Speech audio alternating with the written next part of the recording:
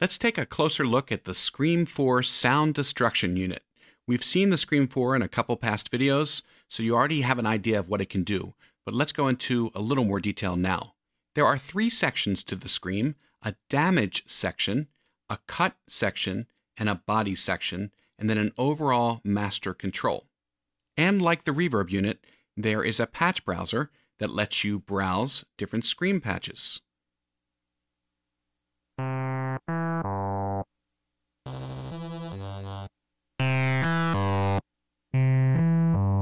And of course, many are in the folders here.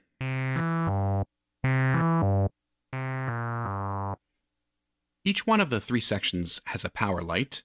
We'll turn on damage, and then we can set the amount of damage and the type of damage. And there are different categories here. Each one has two things that you can control with the P1 and P2 knobs. So for example, if I take a look at overdrive, my controls are for tone and presence. Here's feedback. That's the size, and that's the frequency.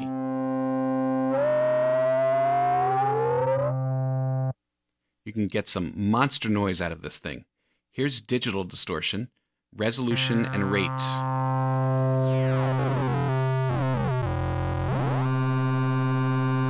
Don't forget to always watch the meter.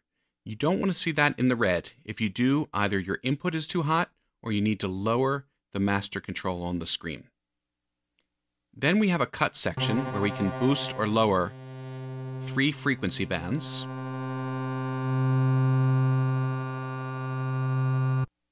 And then finally there's a body section. The manual describes this as simulating distortion placed in a resonant enclosure. And there are a few parameters that you can control. There are 5 different categories of body, and you have to experiment with them. The B-type, for example, is very good for wah-wah sounds. And then you have different parameters like scale, which is the size of the body. Auto determines the amount of an envelope follower. It follows changes based on the amplitude of the signal. The body section is very hard to describe with words. You need to pull up a certain type of damage and play with the body and see how it affects your sound. And don't forget, you can use body without damage turned on, and that gives you a whole different type of sound.